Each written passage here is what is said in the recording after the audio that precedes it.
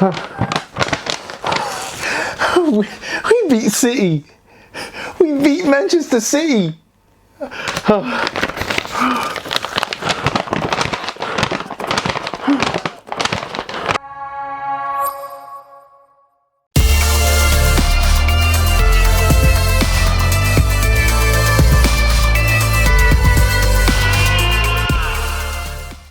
Hi there guys, and welcome to another episode of A Dash of Sports, episode 14. I'll be your host and presenter, Dashiki Dash, and on this show is where I talk about all things sports related, hot topics and trending stories. And if you like the previous episodes, hey, you know what to do. Like, comment, subscribe and press the notification button so you never miss an episode. And oh yeah, don't forget to share it. And on today's show, I'm going to be kicking it off with some football as I look back to this past weekend's FA Cup semi-final, Arsenal versus Manchester City and Manchester United versus Chelsea, with both Arsenal and Chelsea making it to the final for a London derby showdown. Now, with a win over Liverpool and Man City, is the Arteta revolution underway at Arsenal, or is it still too soon to make any judgment? Well, with relegation also comes promotion as we welcome Leeds United back to the Premier League. So I'll be giving them their congratulatory shout out here on A Dash of Sports. And oh yeah, don't forget Wycombe, who won their League One playoff final to finally make it to the Championship. And to continue on with the celebration theme as I move on out to Spain, Real Madrid have been crowned La Liga champions. But the question I want to ask is, should Gareth Bale be celebrating that league title? And to round it off, I'm going to be looking into some other sports stories that's been happening around the world. So more to be discussed on A Dash of Sports.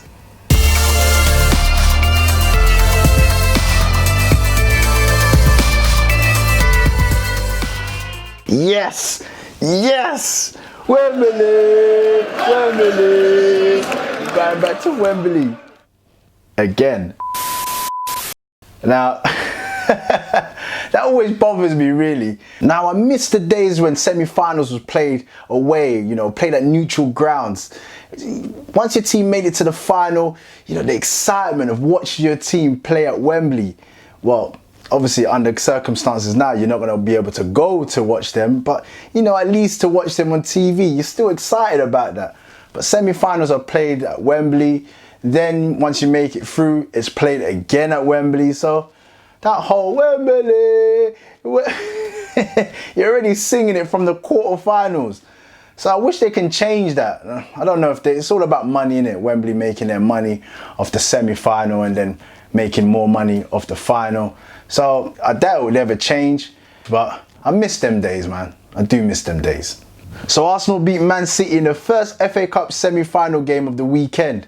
But before I get into that, I want to hold down my excitement. Let it marinate for a bit and I'll get back to that. But first, Manchester United versus Chelsea. Chelsea beat Manchester United 3-1 on Sunday to book their place in an all-London FA Cup final, helped by 2 errors from United goalkeeper David De Gea and an own goal by Harry Maguire. So Chelsea are going to be facing Arsenal in the FA Cup final, which is going to be kind of a cup final rematch, considering the last time they both faced each other in the final was in Baku for the Europa League. Now, is it going to be repeat for Chelsea or is it going to be revenge for Arsenal? Don't know. Just going to have to wait until the final. Now, before the game, I saw the team sheet and I saw all the changes that Oli made. And I was thinking to myself, you could tell that this is a team that have got their eyes on the Premier League and the top 4 race. Now, Chelsea are doing the same thing, right? So that message that they were giving off already, if I'm thinking that, Chelsea must have been thinking the same thing. You know what, we can have them in this semi-final. So Giroud opened the scoring for the Blues in first half stoppage time after Eric Bayer's head injury allowed extra minutes. Now, some would blame David De Gea for the first goal, but I want to give him the benefit of doubt. Because if you think about it, if you watch it back, it's more Lindelof with the slack defending that allowed Giroud to get in front. Apart from that, there's not much David De Gea can do. Straight after the interval, De Gea failed to cover himself in glory again as he failed to keep out Mason Mount's low strike from outside the penalty box. Now that in itself, I can't defend him. Now I've been the biggest defender for De Gea this season and the previous season. where, you know, a lot of people have been saying that he's just been on a downward curve and he's no longer the keeper that he was, which is true, but I just thought to myself, you know, he's going through a blip, but yeah, man, after these goals, I don't know if I can defend him anymore. Harry Maguire scored an own goal after a low cross from Marcos Alonso in the box, which pretty much killed the game off. Although there was a late consolation goal from Bruno Fernandes from the penalty spot, but the game was, yeah, it was dead. They killed it off, man. Chelsea finished United and they just wasn't able to recover from those mistakes from De Gea.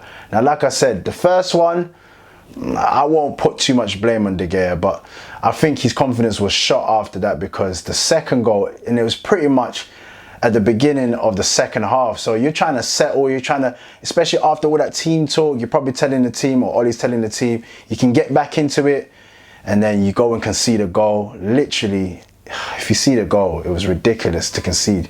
You know, Mason Mount's way out of the box, and you should not be conceding goals like that. And it just killed off Manchester United's confidence, and then an own goal, and then after that, murder she wrote. Now, there's been a few games like this during this restart, and it's very hard to kind of judge whether or not it's a masterclass from a team, or because those mistakes have cost United, and it's just changed the dynamics of the game. Now, I did say at the beginning that the team selection itself probably would have given Chelsea the impetus to be like, you know what, we can really get at United. They're trying to take this for a joke, changing their team. Psychologically, it's going to have an effect. So once again, I don't think it's hard to tell. It's real hard to tell whether it's a Chelsea team that's done all they can to dominate Manchester United, or if it's a case where Manchester United are kind of giving it up already, and also with the mistakes, and Chelsea have taken advantage. Now, it doesn't matter, does it? It doesn't matter. I don't think Chelsea are going to give two flying ducks about whether or not Man United were ready or what team selection. They're in the final, and it's going to give Frank Lampard the opportunity in his first season to lift the trophy. Hopefully that isn't the case, but listen, you got to be in it to win it, and they're in the final. Now, bringing it back to Arsenal. Arsenal. I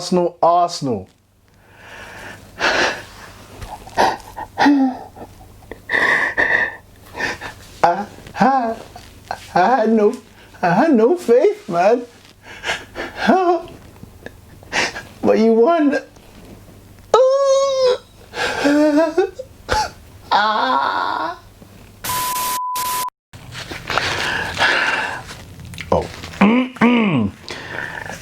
Anyway, listen. I know. I put my hands up. Like, I had no faith. I admit that I had no faith. But come on, like, who would have expected that result? You know, in the Premier League, we got battered. So going into this game, I was thinking to myself, and when I saw the draws, I was like, oh my goodness, we definitely got no chance. Pierre-Emerick Aubameyang hit a brace as Arsenal beat holders Manchester City to reach the FA Cup final. Pep Guardiola's City were heavy favourites to win the semi-final and reach yet another final, but they squandered both possession and chances as Aubameyang struck in either half to secure a 2-0 win for the Gunners. The record winners for this competition, Arsenal, will now be looking to lift the FA Cup for the 14th time when they face Chelsea in August. Now, despite the encouraging signs from the victory against Liverpool, I'm still sitting there thinking, I don't know, this is Man City though. Man City cut open teams for fun and they battered us in the Premier League. So, you know, maybe it was a fluke against Liverpool. Who knows? Well, we played well against Liverpool and we deserved to win. But you just think to yourself, we're not going to be able to beat Liverpool and then Man City. And then you're hearing all this talk about, you know, Pep Guardiola and these semi-finals. And we did beat them in his first year at Man City. We beat them in the semi-final as well. And then we went on to beat Chelsea in the final. So hopefully that's the same omen. But, you know, you're hearing about Pep and these semi-finals. So that's giving you more sense of like, maybe. But listen, I'm still sitting there thinking, nah, listen, man, lightning don't strike twice like that.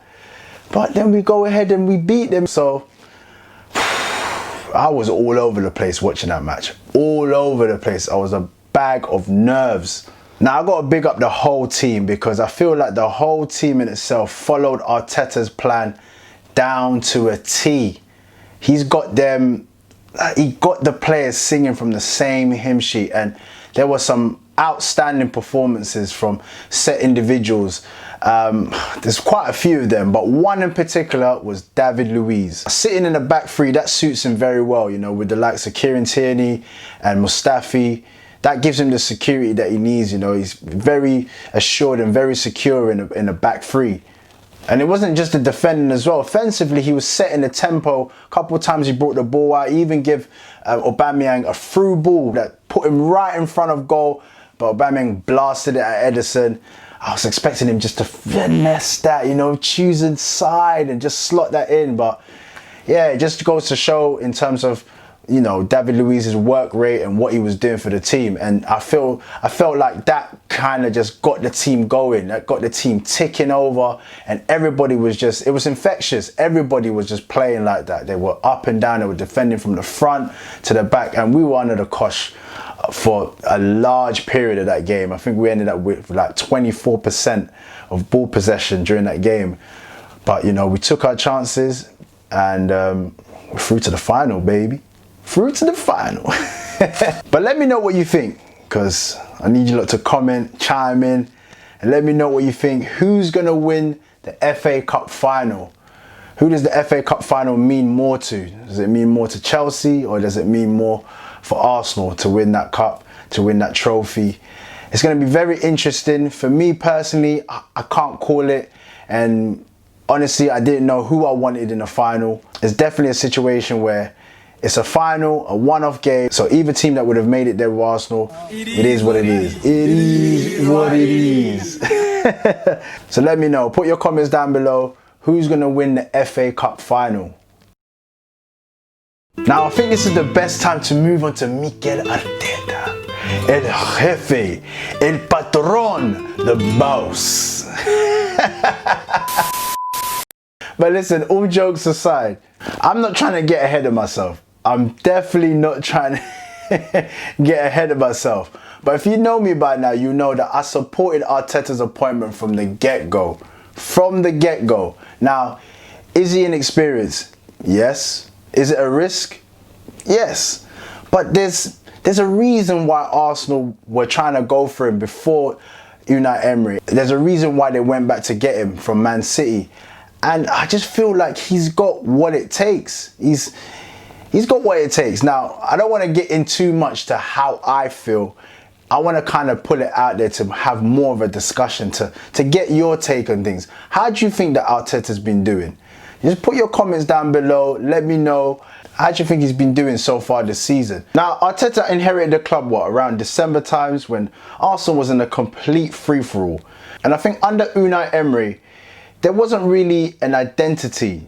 The philosophy of football, we couldn't really recognize, especially when you've been with a manager for, you know, as long as 20 odd years with Arsene Wenger. So I felt like Unai Emery's appointment was more of a, you know, coming to steadying the ship, rather than you really appointing a manager that wants to take over the club. Can Arteta become the next Arsene Wenger? Well, that would be unfair to call at this moment, because it's still very much in the infancy of his management. First ever big club, first ever club. Now, when I say the next Arsene Wenger, I'm not going to, you know, kid myself and be like, oh, he's going to be as great as that. But I just mean that a manager that's there and it's his club. Not just a manager that's there to steady the ship, but it's actually his club. Whatever he says goes. Just like you see at Liverpool with Klopp, Pep at Man City, Sir Alex Ferguson when he was at Manchester United, Arsene Wenger, as I've just mentioned. These were managers that you knew that this was their club. And just like Frank Lampard at Chelsea, I think being a former player does help. It helps to build the bridge between the fan base and the club. And also, you know, you as a former player, you understand what it takes to, you know, wear the shirt, to don the shirt, how heavy that badge is. And you can pass that on to the players who might not understand or might not feel it. At the same time, we do know that being a former player doesn't mean that you're going to be a great manager. I completely understand that. But it's just the feel that you have with the club. And like he's been saying, Arteta, is what he can work on in the immediate is the fact it's all about the attitude of the club, the attitude of the players. He can work on that. He can try and get them to 120%, as he said. But the rest of it is going to come in time. And then the support that he's going to need from the club is going to be very key. Very, very key. So we yet to see whether the Cronkies are going to look to back him in the transfer window, but he's definitely going to need help. Tactically, he's been showing that he knows what he's doing. And we can scream and shout about, oh, he's inexperienced, he's just a water boy, he was only putting cones out for Pep. Now listen, there's probably no one better to be learning your trade under than Pep Guardiola. And he learned his stuff from Bielsa. And they've just come up, Leeds, big up to Leeds, I'll be chatting about them very soon. And listen, if he can be as good as those managers there, then Arsenal might have a decent chance. But all in all, it's not bad. It's not bad. Yet again, I'm not trying to convince anybody, but it's more of a discussion, more of a conversation. So like I said, just keep writing your comments down below and let me know what you think that, how he's done so far. Now, speaking of the likes of Bielsa, got to give him a big, massive shout out. And Leeds as well. Big, massive congratulations for their promotion to the Premier League. Leeds United have been promoted to the Premier League after their 16-year absence. Their place in the top flight for next season was confirmed by West Brom's 2-1 defeat at Huddersfield Town on Friday. Marcelo Bielsa has led the Yorkshire side to promotion in his second season in charge after finishing third in the Championship in the 2018-2019 season. Now that season they had a cool lead in the Championship and they flopped, completely flopped. Now during this season, they've been absolutely amazing. Now despite the Corona break, none of the old failings crept back for them to slip up again, and they've maintained their form, and now they've finally made it to the Premier League after 16 years. For those that don't know, Leeds United, this ain't just any team getting promoted and it's their first time, their first stint. This is, I can say, probably one of the giants of Premier League football. I'm talking about, if you even cast your mind back to 2002 and their Champions League team, at that point in time they had players like Mark Viduka, Alan Smith, Robbie Keane, Robbie Fowler, Harry Kewell, Rio Ferdinand, Lee Bowyer, Oliver Decore, James Milner, currently a Premier League champion himself. And even a couple of years before that, they had the likes of Jimmy Floyd Hasselbank, and even one of my favourite players back in the days. I'm taking it a bit back. I'm taking it back. Tony Yeboah. Every kid knows, if you've been in a playground or in the field or the park somewhere and you've had a crossbar that you can aim for and you went for that crossbar and in goal, you called it a Yeboah! Tony Yeboah! That was the goal. Leeds United, listen, they're no ordinary team that's just coming up from the Championship. They're definitely one of, the old giants. So it's going to be very interesting to see how they fare, how they're going to be able to upkeep in the Premier League. Are they going to be one of these teams that just go up and then go back down? Is there going to be an investment in their squad? Do they need to change it up? How's Bielsa going to fare in the Premier League? So many questions, so many questions. So you guys need to chime in, put your comments down below, let me know. Do you think they're going to be one of those teams that just get relegated straight away? Or do you think with the likes of Bielsa, they're going to be able to maintain their Premier League status? Now, we don't know. Only time will tell. The Premier League is real strong nowadays, so we just got to wait and see. But for now, congratulations to Leeds and welcome back. And while you're in the clapping mood, I'd like to give a big round of applause to my band, Sexual Chocolate. While you're in the clapping mood, I want to give it up for Wycombe Wanderers. A big, massive congratulations to the Chair Boys who finally made it to the Championship after an amazing win, beating Oxford United 2-1 in the playoff finals at Wembley. This is Wycombe's first time making it to the second tier of English football. An amazing achievement for the boys down there. It's crazy when you think about it, because at the beginning of the season, from what I was hearing, they literally had about 9 players. They didn't even know how the squad was going to be formed, but slowly but surely, Gareth Ainsworth managed to get a team together, a squad together that's been pretty much consistent throughout the season, making it into the playoff. The objective is, once you make it to the playoff, you win the playoff and you get promoted, and they've done just that. And it's been an incredible ride for these guys and a life-changing experience. You know, the players like Adebayo Akinfenwa, Joe Jacobs, Anthony Stewart, and they're all going to have the opportunities to play against, you know, big teams like, you know, former Premier League teams as well. Teams like Stoke, Middlesbrough, Birmingham, QPR, Wigan, Blackburn, Swansea, Cardiff. There's a lot of teams there that they'll be able to play against, to be able to rub shoulders with, and a lot of opportunities can come from it. And you never know, it could be another promotional season and they can make it to the Premier League. You never know. But for now, well done guys, and all the best for the future. And moving on to Spain, as the title was won last week. Real Madrid crowned La Liga champion for the first time since 2017 with a victory over Villarreal. Zinedine Zidane's side went into last week's Thursday game against Villarreal knowing a victory would be enough to secure just the club's third domestic league title this decade and the first since Cristiano Ronaldo's departure. Now, I haven't really been watching La Liga consistently this season, especially during the restart, but I do know Barcelona came back from the restart in a decent lead, but Real Madrid have just been amazing. Last 10-11 games, they've gone undefeated. They've clawed back the points and finally won the league, to the point where Messi's turned around and he's looking at his club and his team and he's saying, yo man, it's weak. Now there's rumours that he could end his contract and might seek a different challenge, a new challenge. So it's all up in the air for Barcelona, but for Real Madrid right now, the Los Blancos, they're finally La Liga champions since 2017. This is actually the return of Zinedine Zidane, so he's come back without Cristiano Ronaldo. So the likes of Benzema, Ramos, they've all stepped up, they've all chipped in with goals, and they've been amazing since the restart. Now that I got that out of the way, because it's not really what I wanted to talk about. Like, I get it, yeah, Real Madrid, well done, you're champions. But what I wanted to ask was, if your team has won something and you've not contributed to that victory, or, you know, winning that cup, league, should you be able to celebrate? Should you be allowed to celebrate? Now, we've got the infamous John Terry celebrating in the final. He didn't play in, but he put on his kit, went out for the celebrations, lifting up the trophy, so on and so on. I thought that was bad.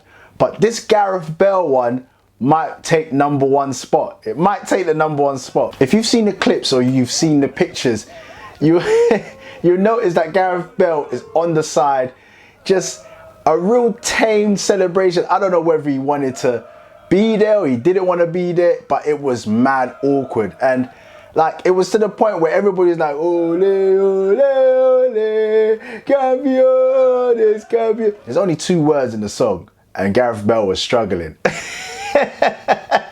Listen, what is going on with Gareth Bale at Real Madrid? Because from the outside, we're looking at him, we're thinking, you should just leave. We're thinking, you should just leave.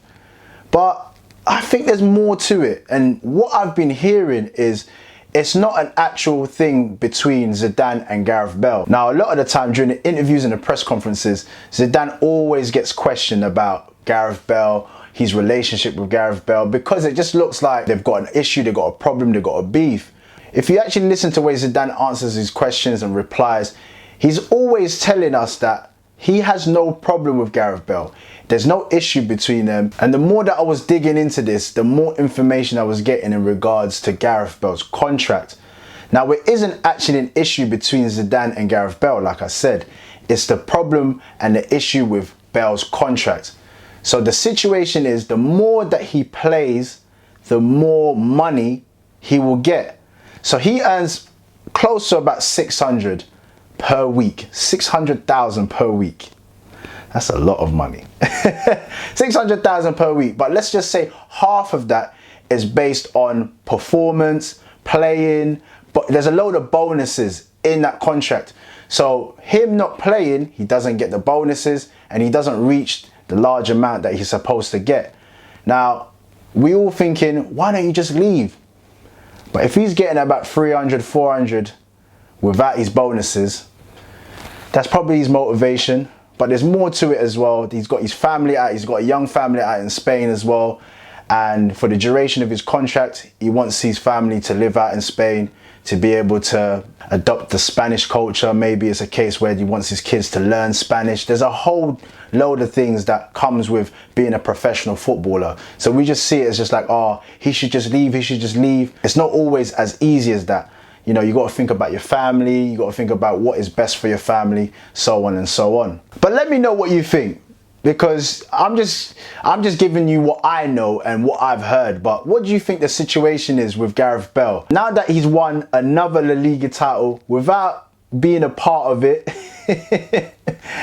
should he leave? Should he just be like, okay, I've had enough now, it's time? Because at one point he was going to go to China, but that fell through. I don't know how realistic that move would have been. But is it time for him to leave? Put your comments down below. And if he does leave, where should he go? Which league should he go to? Should he come back to the Premier League? Go maybe another team in Spain? Italy, maybe? Hey man, put your comments below. Let me know. And moving on from Spain, headed to France, it's been announced that the Balon d'Or award has been cancelled.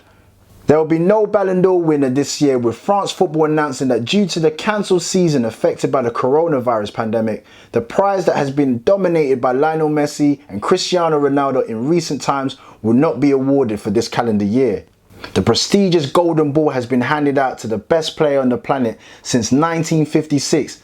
However, the decision has been taken that it would not be right to pick out a leading performer given the circumstances this year. That means 2019 winner Messi will keep his crown for another 12 months. Now, I've been sitting there thinking to myself, who would have picked for the Balon d'Or? Who? Then I remembered, I don't really care about it, you know? I don't really care too much about the Balon d'Or, because I just think it's a bit of a farce. It's usually like the Messi and Ronaldo show, and that's pretty much how they've made it, like to outdo each other, who's got the most Ballon d'Ors. Although there's been a few interruptions in the flow, Modric who won it recently and then Messi won it again. And then, yeah, it's become a bit of a farce personally, unless they change it up, because if you think about it, if it's not a midfielder and if it's not a striker, it's never a defender or a goalkeeper. And the last time a defender won it was Cannavaro. And the last defender that was maybe close to winning it was Virgil van Dijk, but he was up against Messi, and you know there was only going to be one winner in that. So it's just like, I don't know, I'm not the biggest fan of Ballon d'Or, so I kind of understand that why it's been cancelled. If you think about it, like the season's been majorly interrupted with this coronavirus. The restart hasn't been great for everybody, and realistically the pressures are a bit different without fans, and it's been a bit of a weird one with this coronavirus and how the season has been. So it's the right decision to cancel the Ballon d'Or. But at this moment, the current Ballon d'Or winner is Lionel Messi. He holds onto his title for another year. Or maybe it gives the likes of Robert Lewandowski a chance to win it. Ronaldo, Messi's, they're all going to be up there again. So let's just see next year who's going to be the Ballon d'Or winner. Leave your comments down below. If you had to really think about it, who would you vote for as your Ballon d'Or winner? Leave your comments and let me know.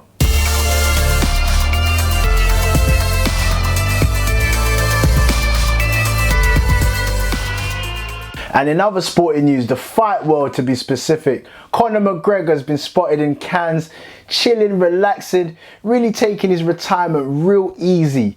He was videoed relaxing on a sun lounger, which looked like he was allegedly sparking up a little 2020. Wow.